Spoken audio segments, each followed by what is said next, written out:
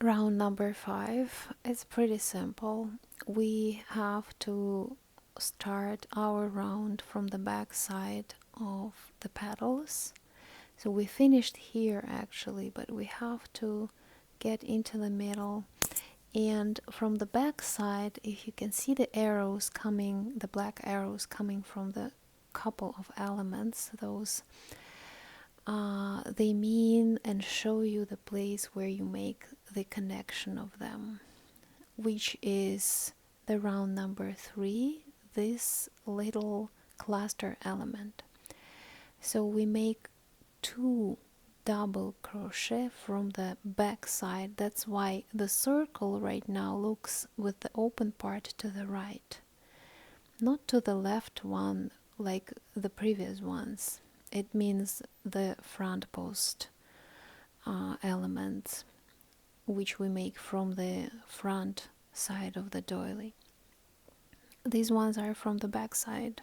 That's why they look into the different direction. Then we make 5 loops, a chain of 5 loops, and we make again 2 back post double crochet into the cluster. It's pretty simple. Let me show you how it's gonna look like. It's easier to see the example. So we finished in between the petals, but we have to start from here. I'm going from the back side from here. So what we can do is either we can cut this thread, or we can somehow, and which I'm going to do right now, move the thread to the middle of this petal. So I'm gonna take the thread into the behind, into the back side of the doily, and from the middle of the petal in between the stitches there is a lot of space.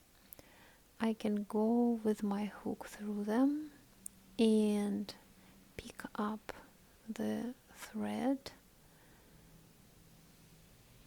and push and drag it through.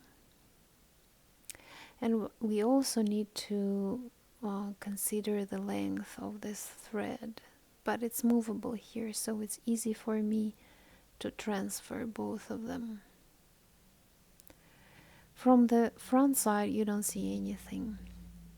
I'm gonna make a raising loop here and 2 pieces of double crochet from behind of the petal from here, and I'm gonna use it around the cluster.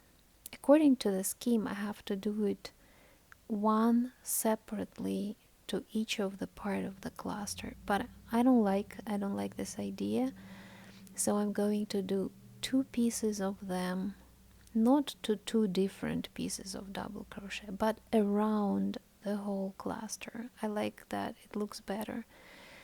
3, 4, 5 loops, and again I make the same element, 2 pieces of double crochet, back post double crochet around both of elements in the cluster. 1 and 2. We continue with it looks really good. Same we do into the next. We continue with 5 loops. 1, 2, 3, 4, 5. And I'll see you in the end of the round to show you how it looks like. So in here in the front side you don't see anything. From the back side we have another round which is going to be the basis for the next one. This is where I made the slip stitch, the first double crochet. So this is the basis for our next round. I'm gonna see you there.